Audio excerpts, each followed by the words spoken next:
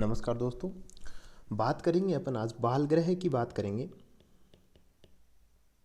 बाल ग्रह, ठीक है। तो बाल ग्रह में अपन समझें कि इसका मतलब ये होता है कि आचार्यों ने इसको भूत विद्या भी कहा है, ठीक है। और ये इसका जो है वो आयुर्वेद के जो अष्टांग आयुर्वेद अपन कहते हैं उसमें भी जो है बाल ग्रह का काफ़ी उसमें स्थान दिया गया है बाल ग्रह को। तो कहने का मतलब काफ़ी महत्वपूर्ण अध्याय हो जाता है ये, कुमार वृत्ति का भी और आयुर्वेद का भी, है ना। तो बाल ग्रह को अगर अपन समझें तो ये जो अमानुषी घटनाएं होती हैं, अमानवीय या फिर अपन कहें जो राक्षसी घटनाएं होती हैं उनको बोलते हैं। और चूंकि ये राक्षसी कारणों के कारण या फिर अपन कहें ग्रहों के प्रभाव के कारण या फिर जो भी है, तो इसलिए इसकी जो चिकित्सा है उसको अपन कहते हैं कि साहब देव व्यपश्रय से होनी चाहिए, वापश्रय, और या फिर अपन कहें साहब युक्ति व्यपश्रय से होनी चाहिए, ठीक है। तो ये चिकित्सा सिद्धांत बताया गया बाल ग्रह का। अगर इसको अपन कहें कि साहब मॉडर्न से कोरिलेट करें, अपन कहें कि साहब मॉडर्न में क्या बताया जा रहा है इसके बारे में, तो ये मॉडर्न अपन इसलिए कोरिलेट कर दें ताकि अपन इसको इजीली समझ सकें। तो मॉडर्न की अगर अपन बात करें तो मॉडर्न में क्या होता है कि साहब पहले तो पता नहीं था बाल ग्रह वगैरह का। तो पहले तो क्या था कि वो ठीक है, इसकी जो है अमानुषिक क्रियाओं के कारण हो गया है और आचार्य ने कर लिया और उसकी जो हवन वगैरह करवाते थे, वातावरण शुद्ध हो जाता था, तो उससे बाकायदा चिकित्सा भी हो रही थी, ऐसा नहीं था कि नहीं हो रही थी। लेकिन अभी क्या है, शोध वगैरह किए गए तो उसमें जो अपने जो पैरालिसिस वगैरह हो जाते हैं, ठीक है, या फिर जो थोड़े बड़े की बात करें रेबीज वगैरह हो जाते हैं, तो इन्हीं को जो है वो बाल ग्रह कहा करते थे। वो अपन आगे जब कोरिलेट करेंगे तब अपन आराम से इसको समझेंगे, ठीक है। तो अपन बाल ग्रह शुरू करते हैं। यहाँ पे आपको क्वेश्चंस वगैरह के हिसाब से बताया जाएगा कि किस प्रकार के एग्जाम में क्वेश्चन आते हैं, और काफ़ी कहीं ना कहीं काफ़ी उलझा हुआ सा टॉपिक रह जाता है बच्चों के लिए बाल ग्रह है, ठीक है। सभी बच्चों के लिए शायद समस्या का विषय रहता है। तो सबसे पहले अपन देखें ग्रहणात ग्रह इत्य उच्यते, ठीक है। आचार्य डलन ने बताया है कि साहब ग्रह किसको कहते हैं, जो ग्रहण करे उसको ग्रह कहते हैं। ये क्या होती है, ये छोटी छोटी निरुक्ति वगैरह होती है ना, इनको आप देख लिया करो, ये सरल होती हैं। अब ग्रहणात ग्रह है, मिलते जुलते नाम है, और इसको लिख के आओगे तो काफ़ी इफेक्टिव काम होता है। तो ग्रहण करना, ग्रहण करने का मतलब ये होता है कि साहब कैप्चर करना, ठीक है, कैप्चर करना, या फिर अपन समझें कि साहब वो अपने अंडर कंट्रोल ले लेता है, ठीक है, अपना प्रभाव दिखा देता है। कौन ग्रह। तो उसमें क्या होता है, बच्चा बीमार वगैरह हो जाता है, ज्वर वगैरह हो जाती है, रोने लग जाता है, दूध नहीं पीता, तो इस प्रकार की क्रियाएं अपने को देखने को मिलती हैं, ठीक है। अब अपन आगे देखते हैं ग्रह की परिभाषा अपन देखते हैं। तो ग्रह की परिभाषा अपन कहीं काफ़ी बार पूछ ली जाती है, छोटे प्रश्न इसके ज़रूर पूछ लिए जाते हैं, ठीक है। और आचार्य सुश्रुत ने इसके बारे में बताया। आप जहाँ भी आप बाल ग्रह पढ़ोगे इसमें आपको कुछ ही आचार्यों के नाम देखने को मिलेंगे। तो जनरली अपन देखें आचार्य सुश्रुत हैं, वाग्भट हैं, उनके भी आपको नाम देखने को मिलेंगे। आचार्य चरक ने इतना नहीं बताया इसके बारे में, जी हाँ। तो इसको अपन देखें कि साहब ग्रह की परिभाषा से अपन क्या समझते हैं कि साहब इसमें बताया गया है कि गुप्त वस्तु या अनागत का ज्ञान, मतलब जो आया नहीं है अभी, या फिर भविष्य का ज्ञान जिसमें हो, एवं जिसके कारण जिसके रोग हैं उनके कारण क्या हो, शरीर और मन की स्थिति जो है वो क्या रहे, अव्यवस्थित रहे, ठीक है। इसके अलावा असहिष्णु हो, कोई भी जैसे रोग वगैरह हुआ, कोई पेन हो रहा है, तो वो काम क्या हो रहा है बच्चे के लिए, क्या असहिष्णु हो रहा है, असहनीय हो रहा है, ठीक है, काफ़ी कष्टकारक है। जिसमें अमानवीय क्रिया हो उसे ग्रह जुष्ट कहते हैं। तो इस प्रकार के अगर आपने को सिम्टम्स देखने को मिल रहे हैं उसको अपन क्या कहेंगे, ग्रह से प्रभावित कहेंगे, ठीक है, जी हाँ। तो ये हो गई ग्रह की परिभाषा, ये पूछ ली जाती है, आप याद कर सकते हो इसमें, है ना। तो गुह्य अनागत विज्ञान मन अवस्था असहिष्णुता क्रिया व अमानुषी यस्मिन संग्रह परिकीर्त्यते, ठीक है। तो ये आप इजीली ग्रह की परिभाषा अपन याद कर सकते हैं। इसके बाद अपन आगे चलेंगे कि किस प्रकार के क्वेश्चन पूछे जाते हैं। तो ये मन देखा था कि साहब ऐसा भी क्वेश्चन पूछा हुआ था, और भी जितने भी क्वेश्चन है मैं आपको पहले क्वेश्चन बताऊंगा और उसके बाद अपन उसके आंसर देखेंगे। बाल ग्रह के पूर्व रूप, सामान्य लक्षण, सामान्य चिकित्सा का वर्णन करें, इस प्रकार का कोई प्रश्न था, जी हाँ। तो इसमें अपन कैसे शुरू करते हैं अपन, जी हाँ। तो सबसे पहले पूर्व रूप अपन देखेंगे। तो पूर्व रूप में है तेसाम गृह्यताम रूपम परततम रोदनम जवर है। तो साहब इसमें क्या कहा है कि साहब सतत रोदन और जवर दो ही बात है पूर्व रूप में। पूर्व रूप में अगर बच्चा क्या कह रहा है, सतत रो रहा है या फिर अपन कहें लगातार क्या कर रहा है, रो रहा है, और दूसरा अपन कहें साहब उसमें क्या हो रहा है, जवर हो रहा हो, तो वो अपन क्या करते हैं, उसको अपन बाल ग्रह समझते हैं या फिर अपन कहें बाल ग्रह का पूर्व रूप मानते हैं। और बाल ग्रह के पूर्व रूप में अपन घरों में देखते हैं, आपने ज़रूर देखे होंगे, छोटा बच्चा जो होता है उसमें जैसे ही कोई ऐसे लक्षण आते हैं, रोए जा रहा है सुबह से, तो वो मिर्च वगैरह से वो ऐसे वो जादू टोने क्या टोटके बोलते हैं क्या, वो सब करते हैं, ठीक है। तो वो अलग अलग जगह पे अलग अलग नियम होते हैं। तो ये पुरानी चिकित्सा है ना, एंशियंट थेरेपी है ये। जी हाँ, तो ये हो गया सबसे पहले पूर्व रूप की अपन ने बात की है। उसके बाद अपन देखेंगे सामान्य लक्षण, ठीक है। तो सामान्य लक्षण किसके, साहब बालग्रह के सामान्य लक्षण, ठीक है। पूर्व रूप अपन ने देखे, लेकिन वो जब परिस्थिति थोड़ी आगे चलेगी तो उस केस में क्या होगा, तो उसमें उद्विग्न, त्रास, जृंभा, भ्रू विक्षेप, दीनता, दीनता मतलब उदासी टाइप कुछ, ठीक है। तो ये हो गया, ये तो ये पहली लाइन है ना। इसके बाद में है फेन स्राव। फेन स्राव मतलब होता है कि ऐसे झाग से आ जाते हैं मुंह से। ऊर्ध्व दृष्टयो, ऊर्ध्व दृष्टयो ऊपर देखना, है ना। इसके बाद ओष्ठ दंत दंत, इससे क्या होता है, होठ होता है ना उसको दांतों से काटता है, क्यों, वो असहनीय पीड़ा होती है उसकी वजह से।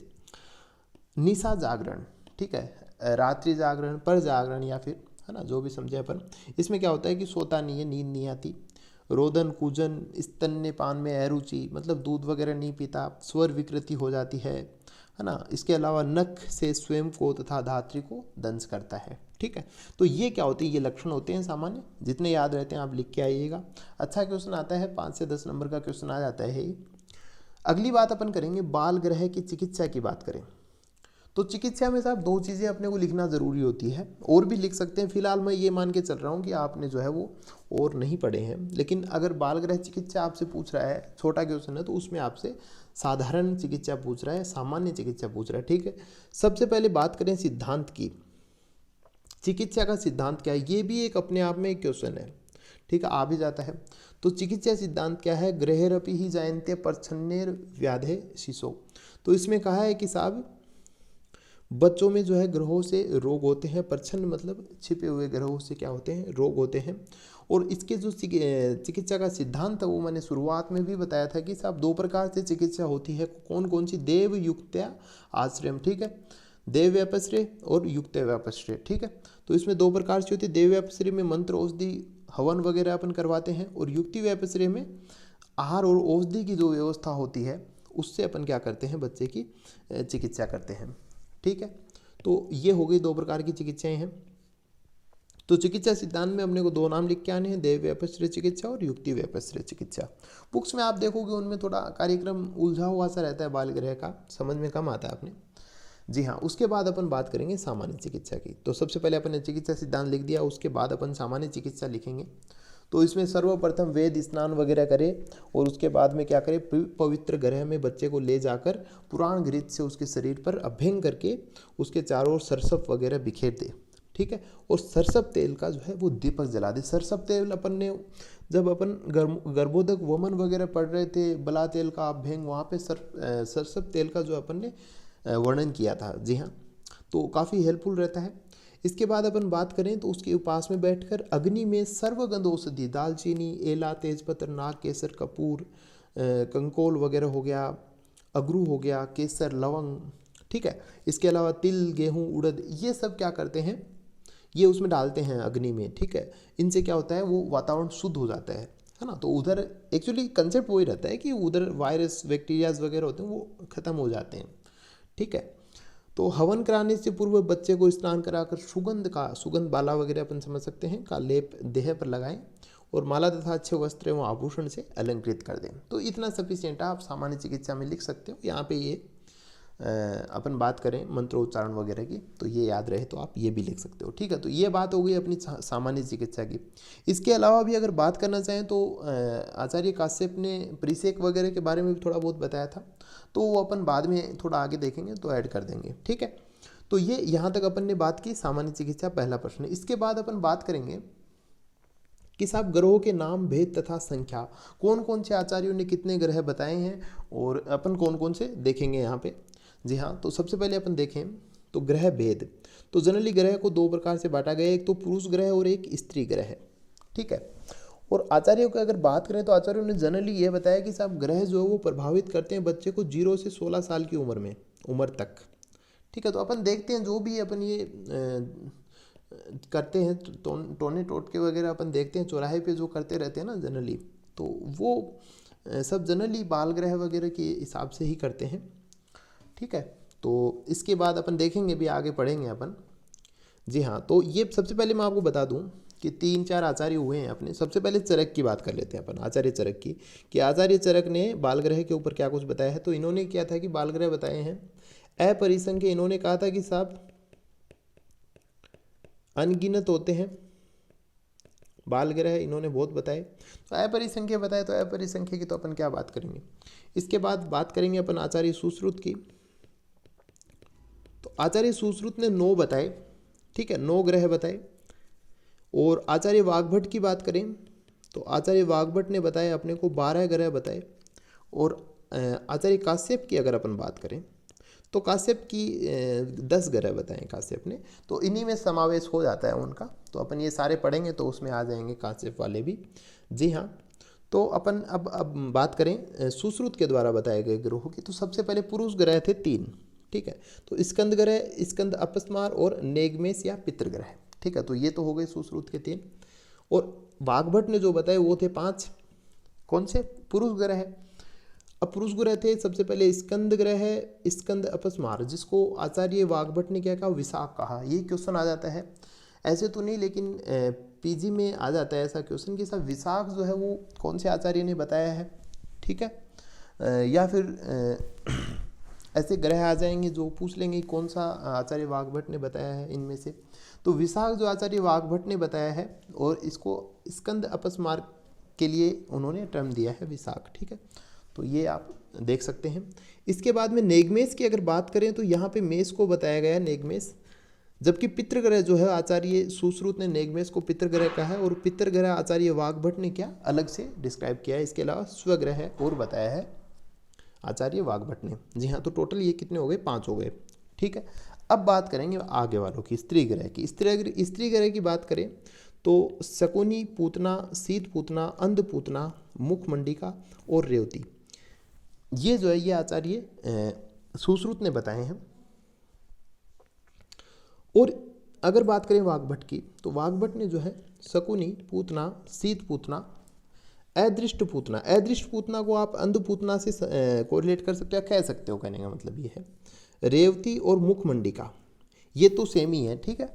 और इसके अलावा जो एक्स्ट्रा है वो है शुष्क रेवती, ठीक है।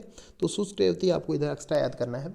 तो इसमें आप ट्रिक्स वगैरह भी आप देखते रहते हो तो आप याद कर सकते हो। बाकी अगर इजी ट्रिक देखना चाहो, ज़्यादा बड़ी ट्रिक में अपन बना लेते हैं तो वो भूल जाते हैं और धोखा दे देती है कभी कभी।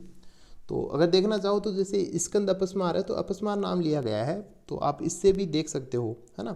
तो आप अपस्मार अगर आप लिख देते हो ना तो इससे भी जो है वो बन जाता है, ठीक है। कैसे, तो ए से अंध पूतना हो जाता है, और पी से पूतना हो जाता है, एस से शीत पूतना हो जाता है, एम से मुखमंडिका, और जो है ए नहीं आएगा, ए एम आ रहेगा, आर से जो है रेवती वगैरह हो जाता है, ठीक है। और ये एस से जो है वो शकुनी और शीत पूतना, ठीक है। तो ये आप इससे भी याद रख सकते हो, इजीली रह जाता है, क्योंकि अपस्मार जो है नाम जो है वो इधर ही अपने को देखने को मिल जाता है, ठीक है। फिर भी आप अपनी तरफ से भी कुछ याद रख सकते हो चाहो तो। इसके बाद अपन बात करेंगे अगला जो अपना वीडियो आएगा उसमें अपन देखेंगे कि और भी कौन कौन से क्वेश्चन आते हैं इसके रिलेटेड। अभी अपन ने देखें तो अभी 1-2 क्वेश्चन के बारे में बात की है, ठीक है। कोरिलेट करेंगे मॉडर्न से, क्या कुछ बोल सकते हैं इसको अपन, ठीक है। तो बहुत बहुत धन्यवाद आपने देखा यहाँ तक। और इसके अलावा आप नोट्स वगैरह के लिए हमारी वेबसाइट पे आप विजिट कर सकते हैं, ठीक है। या फिर सिंपली आप गूगल में अगर ये नाम लिख के सर्च करते हो तो उसमें आपको मिल जाएगा, ठीक है। और इसके अलावा आप इंस्टाग्राम पे भी आप ज्वाइन कर सकते हैं, ठीक है, और भी अगर कोई काम की बात होगी तो मैं डिस्क्रिप्शन में ऐड कर दूंगा। ठीक है, बहुत बहुत धन्यवाद, जुड़े रहिएगा। और अगर आपको कोई अलग टॉपिक पे वीडियो चाहिए, कोई भी अपना लगे आपको ऐसा, तो आप कमेंट करके बता दिया करें ताकि आप टॉपिक मिल जाएगा। जी हाँ, बहुत बहुत धन्यवाद।